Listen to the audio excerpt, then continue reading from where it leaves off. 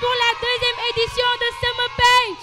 La première émission de réalisation et de court-métrage fait par des enfants de 12 à 17 ans et exclusivement sur la RTS1. ñu ngi leen jaajëfal bu baax a baax fii nga xamante ne fii si monument de la Renaissance émission bii di Sama Penc moo ñu dalal xale yi nga xamante ne ñooñu am fukki at ak ñaar jëm fukki at ak juróom-ñaar fii si esplanade monument de la Renaissance ak fële si RTS1. Arona, cette émission n'aurait pas de sens sans l'appui de nos partenaires. Je vous demande au maximum d'applaudissements pour le monument de la Renaissance africaine. tàcc leen bu baax a baax. La RTS1. tàcc leen bu baax a baax waay. Le ministère de la Culture. waay. di jaajëfal bu baax a baax waa CAP di jaajëfal waa UNICEF bi nga xam ne moo fi teewal xale yi di jaajëfal waa World Vision di jaajëfal it ki nga xam ne moom mooy tonton Adam Sy ndax bu du woon moom émission Sama Penc du am ma bëggoon ngeen tàcc ko bu baax a baax. Sans plus tarder, on va appeler le représentant de la direction de la protection des droits de l'enfance.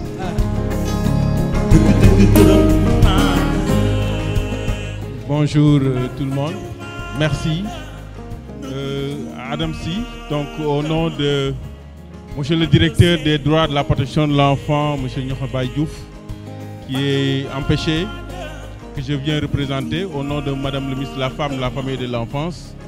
Nous sommes venus ici pour apporter nos remerciements et surtout notre soutien à cette initiative majeure donc, qui est en train de se dérouler dans le champ de la protection de l'enfant, des droits de l'enfant en général.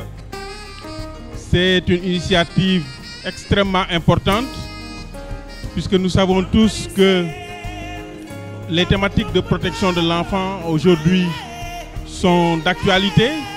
La question du mariage des enfants, la question du retrait des enfants de la rue, c'est des questions qui sont extrêmement importantes et qui préoccupent l'État au plus haut point. Un maximum d'applaudissements pour lui. On accueille le représentant de la CONAF. Salam alaikum xale yi. maa ngi leen di nuyu bu baax.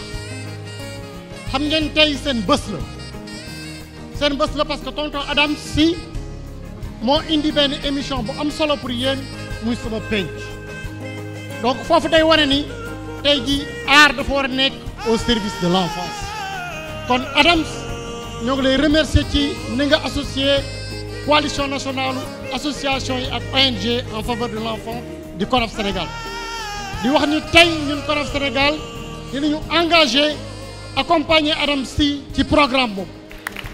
Veuillez l'applaudir s'il vous plaît. On accueille maintenant le représentant de l'UNICEF que tout le monde connaît, très proche des enfants. Alors veuillez l'applaudir très fort.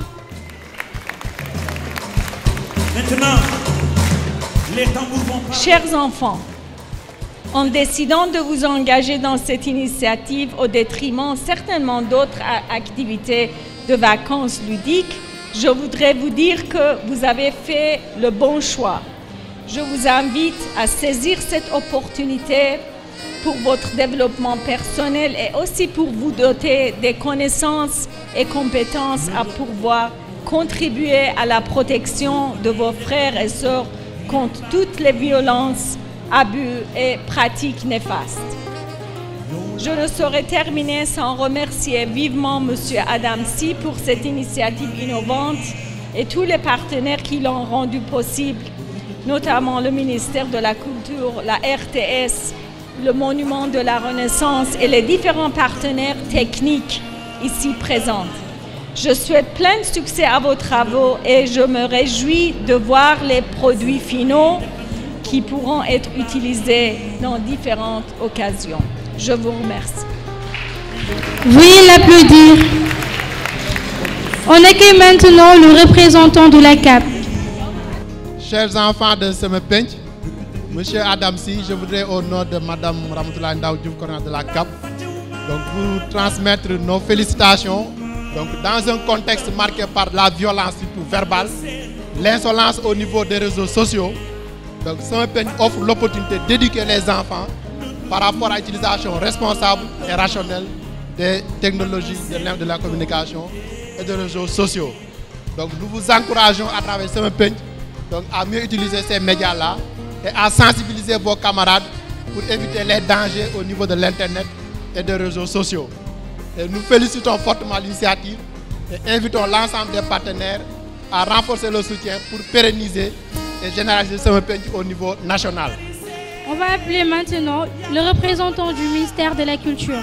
Je voudrais, mesdames et messieurs, vous souhaiter la bienvenue et vous dire combien est grand notre plaisir de recevoir Sama Penc pour une deuxième année après la première édition de l'année dernière. Parce que les idéaux qui sont défendus par Sama Penc sont en adéquation parfaite avec les idéaux du ministère de la Culture et de la Communication et plus spécifiquement avec les idéaux du monument de la Renaissance africaine. C'est pourquoi nous avons accueilli Sama Penc ici. Il s'agit d'enfants, il s'agit de promotion de l'enfant, il s'agit de libérer l'enfant, de l'éduquer, il s'agit d'aider l'enfant à grandir et à s'épanouir. Il s'agit de porter l'enfant très haut, exactement comme le fait la statue du monument de la Renaissance africaine. Veuillez applaudir les membres du jury. bëggoon ñu tàcc bu baax a baax membre du jury. waa Parcelles Assainies.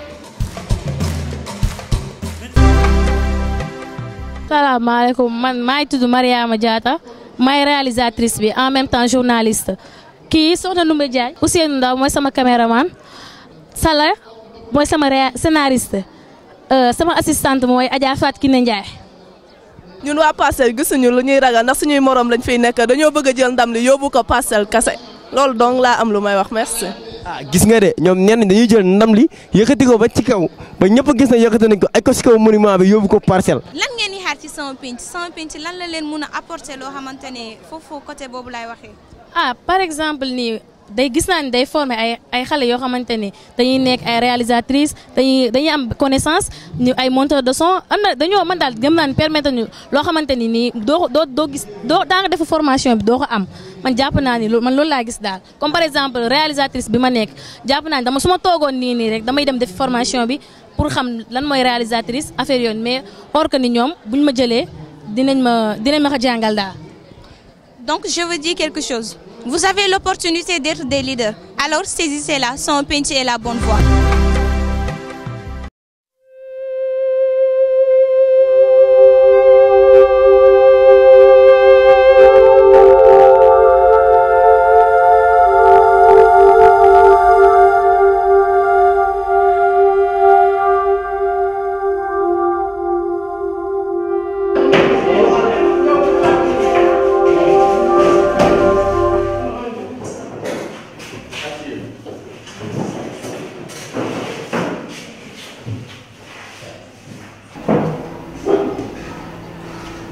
Ousseynou.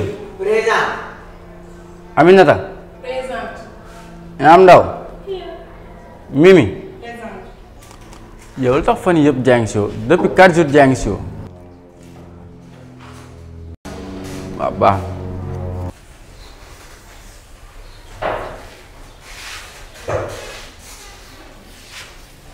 baax na waaye beneen côté.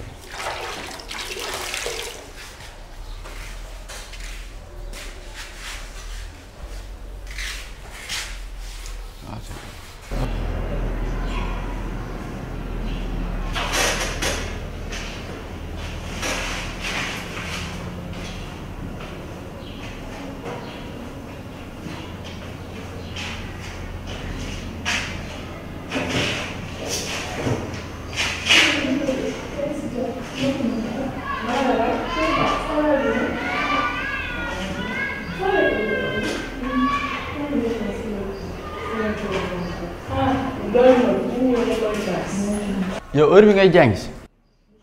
Monsieur j'habite loin. te boo dëkkee fu sori ne mënoo teel a ñëw comme sa morom chaque jour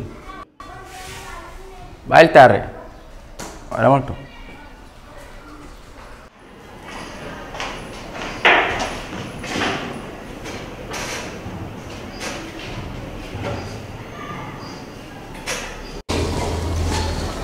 gisoo téléphone kaay ñu selfie. ñoo ngi selfie kaay. téléphone daal fay sax. ku la ko jox. sama tonton de moom ko sama benn tonton bu jógee France moom ko àndaale comme cadeau. ah rafet na de. waaw merci. yéen doy na. nekkoo leen marché de yéen ñaan yi. da ngeen di jàng wala da ngeen di fas. yow lu seen yoon. silence. yow xam nga lu leen tax a seytaane. Ils vont me donner une phrase. Ils vont me juger le verbe de complément. Ils vont me donner une phrase qui va me juger le verbe de complément. Toi. Très bien.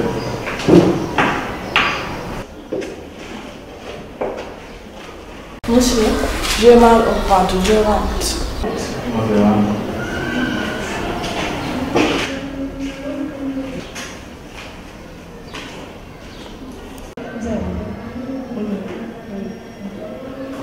Amenez-moi dans une minute, j'arrive.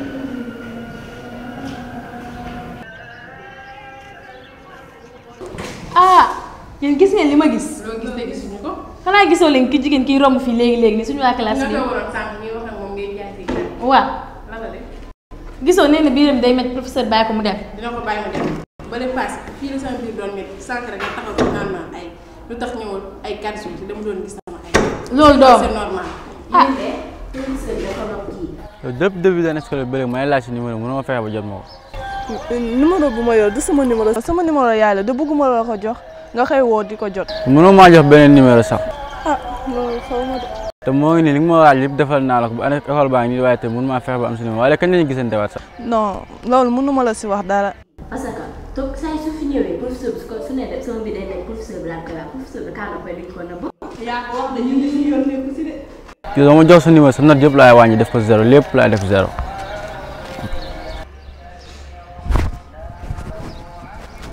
moo ngi ñëw sax.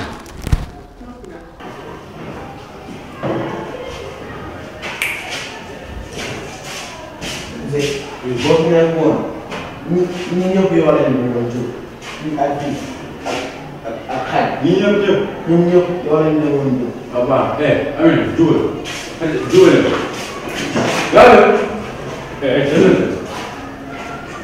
gaale sukkandiku seen tànk sukkandiku tànk nga wax sukkandiku tànk la léegi da ngeen nekk di jël ñun ñëpp laa mooy le premier débat xam nga ne loolu la ñun ñëpp.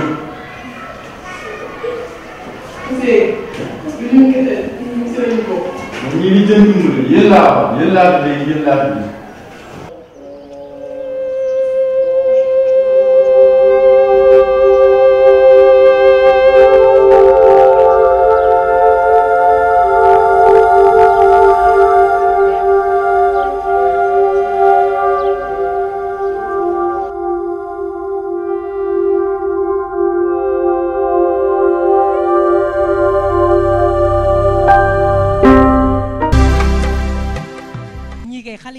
Veuillez accueillir l'équipe des Parcelles Assainies. ñu indi waa Parcelles Assainies.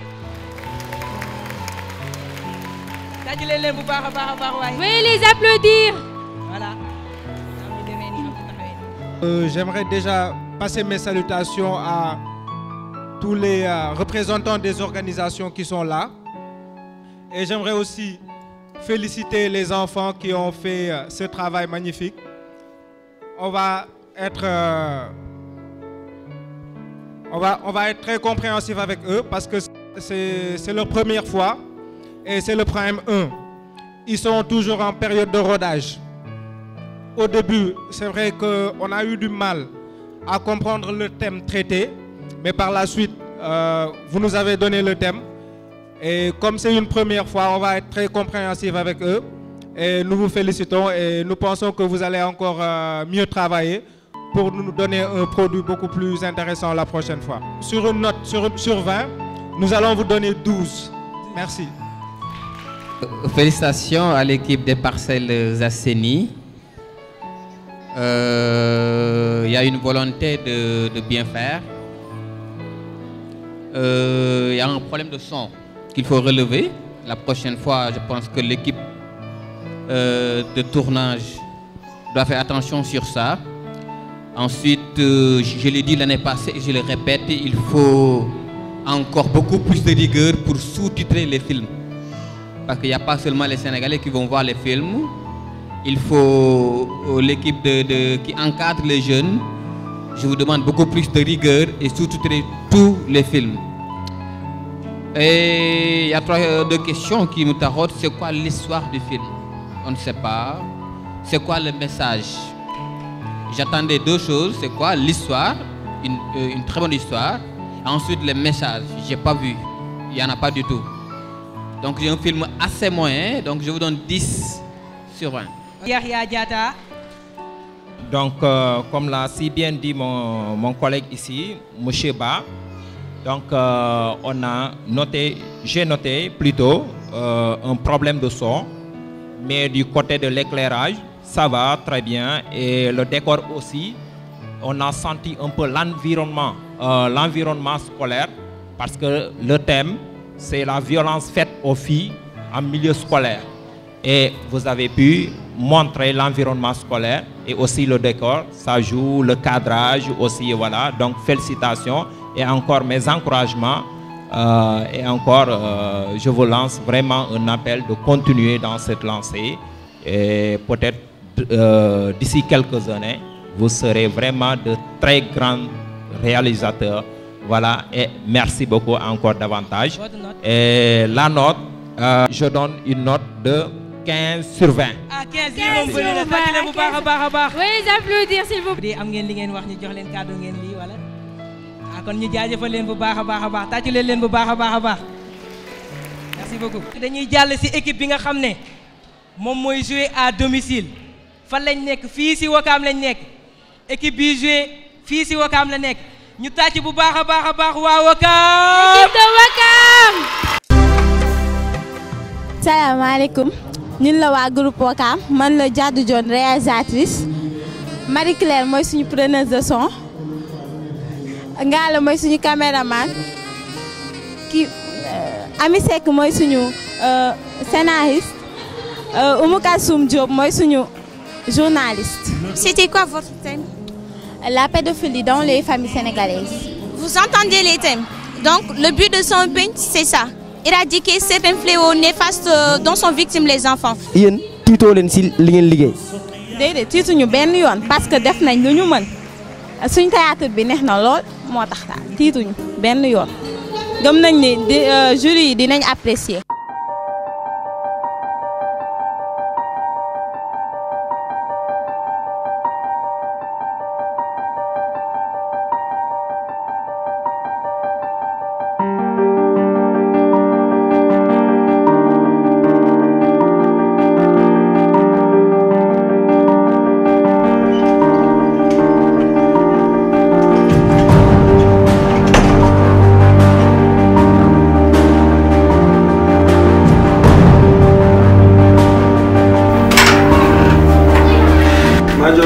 Ça va? Ça va bien. yaa ngi si jàmm? Waaw. ah yaa ngi si kay? Waaw. ani sa yaay? nekku fi. ah kenn néew fi? Déedéet. ah bon? Waaw. xam naa mu ngi si xewam yooyu. Waaw. baax na ok.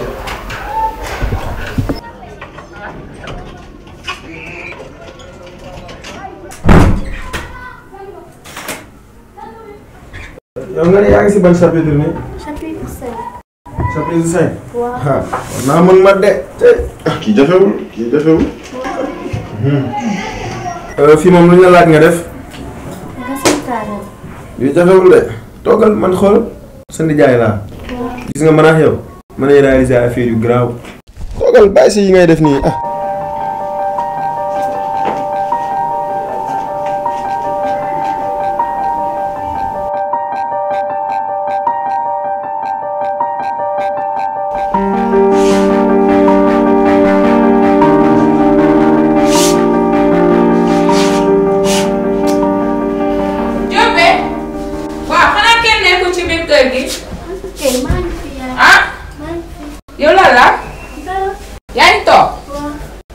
Dakar laa jóge li ma sonnee ah lu tax nga tëdd nii rek dafa lu lay metti xanaa dara mettiw la nga tëdd nii sa nijaay Abdou ñëwoon na fi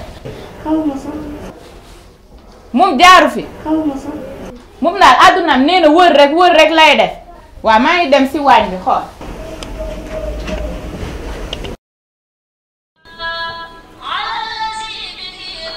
madame Diop ci lu may doye ba jàmm xanaa Diop bi demul école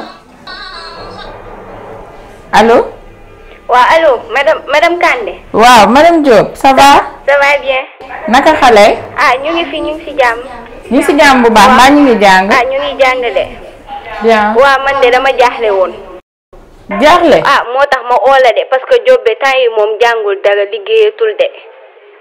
jàngul. jàngul de notam yi daa bese torop sax. waaye ba mu ñëw su ñëwee dinaa xam lu tax jàngul. waaw. wax ma yow tamit lan la lu xew. tay sama yaram bi moo doon métti rek waaye billaay yaay du dara. kañ dem ci sama xaritu psychologue bi mu xool la. waaw.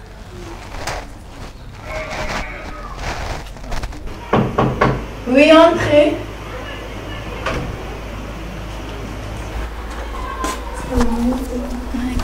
Ah, quelle surprise. Comment tu vas? Ça va? Ça va. C'est ma fille Diobé. Ça va Diobé? Ça va. Ça va. Ça va gëj naa la gis. maa ngi fi. Ça va. Ça va. naka liggéey bi nag. ah ça va ñu ngi nii rek. yaa ngi si kaw. Ça va. En fait sama doom bi dafa xawoon feebar. ah bon maa fii lan la qu'est-ce que tu as. sama yaram bi moo doon métti temps yi la rek moo tax. yaram buy metti kay mën la tere jàng waxal lu xew rek fii mën nga ñu wax lépp fii lay des.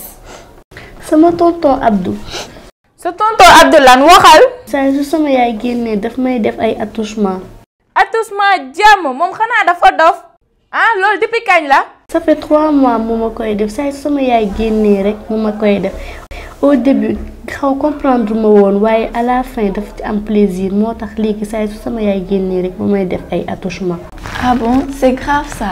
lii yëpp manque de communication la seen doom yi suñu tollee yenn at da ngeen di communiquer ak ñoom toog di waxtaan ak ñoom jël seen temps wante grawul amul benn problème dinañ def le tout pour lii jeex incha allah li nga def loolu moo baax dénoncer d'ailleurs ñëpp loolu lañ war a def dénoncer.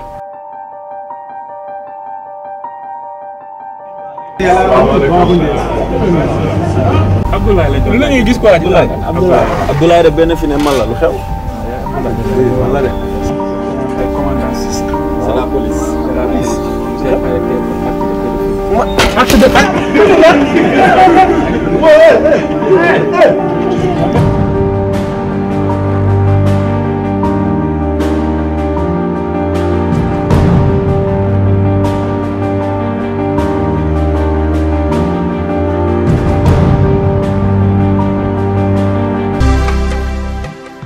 L'équipe de Wakam,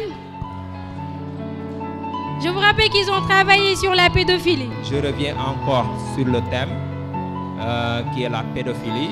Et la pédophilie, c'est un thème très intéressant. Donc, on vous suggère aussi de continuer cette sensibilisation, surtout au niveau des maisons, ou bien même au niveau des quartiers ou des grandes places. Et on vous félicite encore. Et je donne une note de 17 sur 20. Ah, 17! Ça mérite des applaudissements. Monsieur Madarba, félicitations à l'équipe de Wakam. Le film a un début et une fin. La musique est à sa place. J'ai beaucoup adoré les ellipses. Il y a un bon son et une qualité technique. Le message est clair et il y a un bon scénario. Je vous donne une note de 18. Des applaudissements. Je vous rappelle qu'aujourd'hui, c'est le premier prime time. Il n'y aura pas d'élimination. Félicitations encore à l'équipe de Wakam. C'est vrai que la pédophilie est un thème très complexe. C'est très difficile. Mais malgré cela, vous avez su surmonter toutes ces difficultés en nous présentant un très bon produit. Aussi, vous avez assez bien, je dirais, exploité votre thème. Mais j'aurais aussi voulu avoir le rôle du père, parce qu'on a vu que la mère. Où est le père?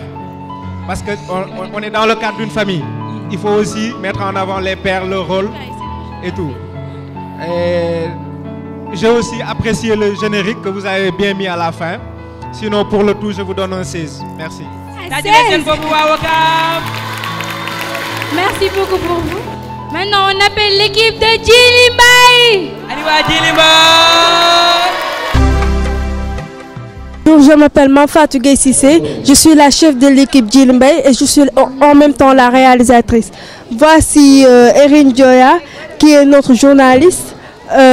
Voici Awa Sherifa Diallo qui est notre caméra woman et voici aussi Ousmane Diallo qui est notre preneur de son. Manfatou, nous aimerons savoir quels sont les sentiments que vous approuvez avant la diffusion de votre sketch. J'ai peur d'être éliminée. Malgré tous nos efforts, j'ai un peu peur.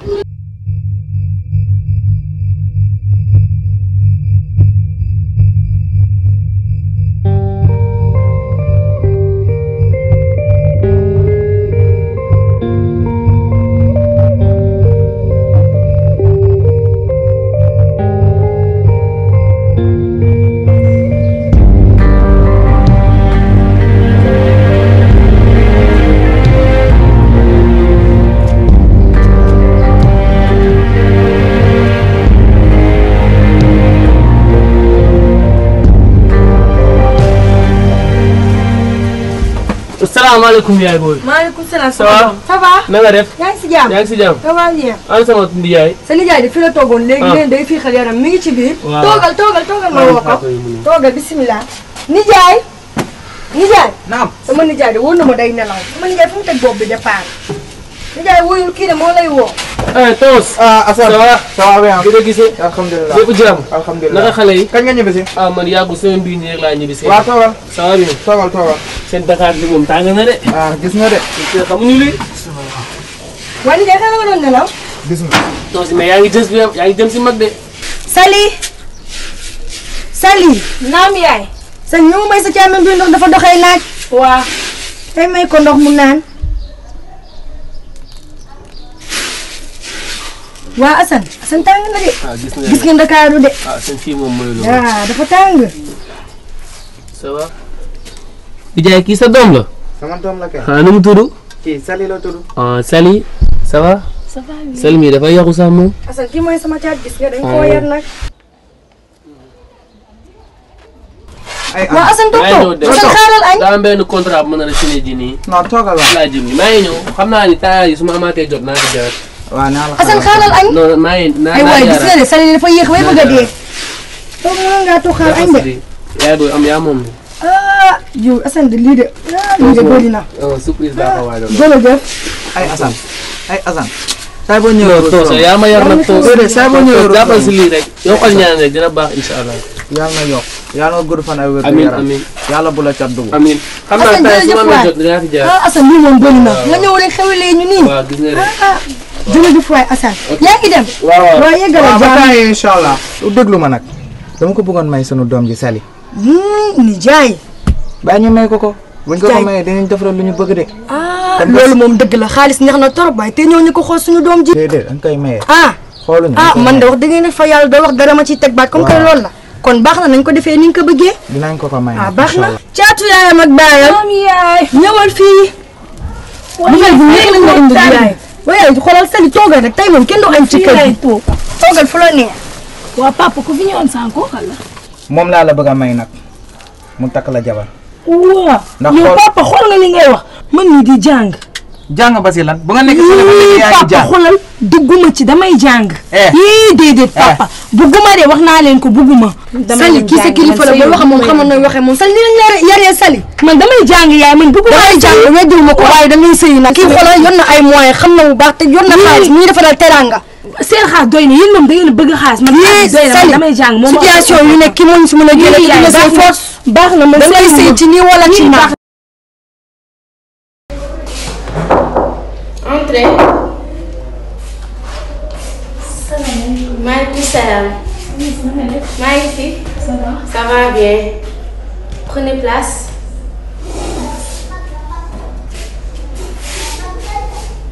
Ça va.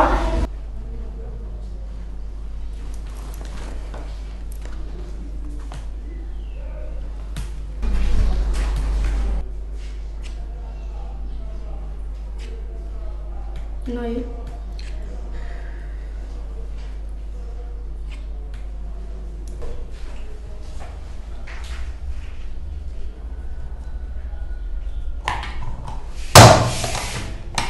soxna si. da nga koy yóbbu sa jëkkër ngeen ànd dem si laboratoire yaa ngi dégg. Madame Sarr yegg si.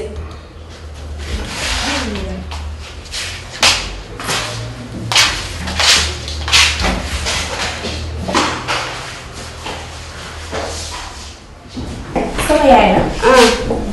yaa yaa ngi si jàmm. maa ngi sant. yaa ngi si jàmm. maa ngi si jàmm kay. ça va bien. soxna si. sa doom daa 0 positif. lan laa gis.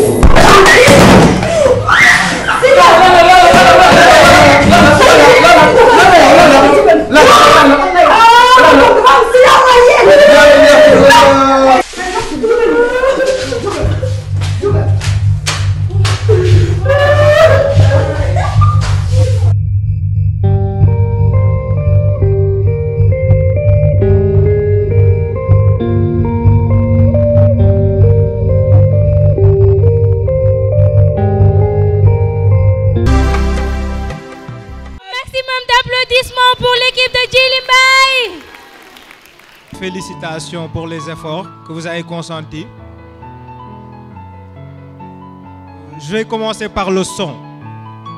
Au début, on a eu quelques problèmes à bien vous entendre, mais par la suite, ça s'est réglé. Et au moment où la fille est allée voir le médecin, on a encore eu ce problème de son. Alors pour la prochaine fois, il va falloir faire beaucoup mieux par rapport au son. Sinon, pour l'éclairage, le jeu d'acteur, le thème, c'est vrai que ça a été bien exploité. Mais pour la prochaine fois, il va falloir faire mieux. C'est vrai que vous êtes en période de rodage, on vous comprend, on va être un peu clément. C'est votre premier prime. Donc, pour ce travail, je vous donne 14. Merci.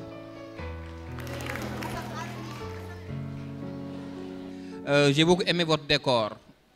Le décor répond bien au sujet. Vous avez bien amené le sujet. Le scénario est un peu tronqué, mais le message quand même est passé. Je vous donne une note de 14.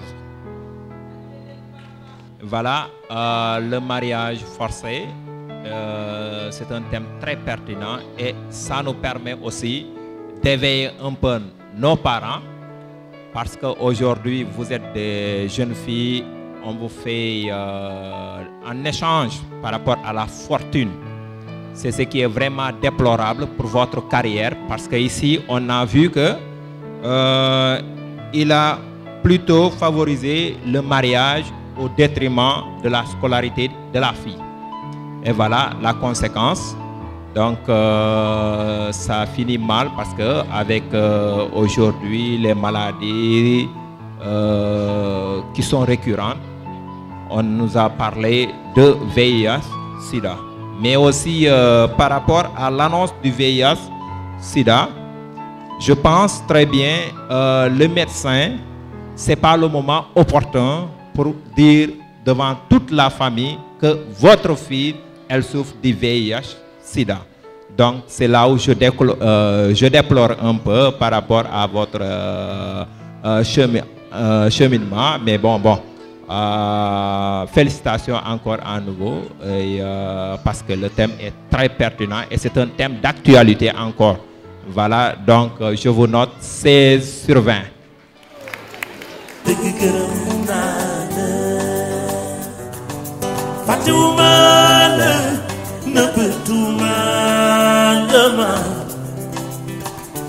Philodon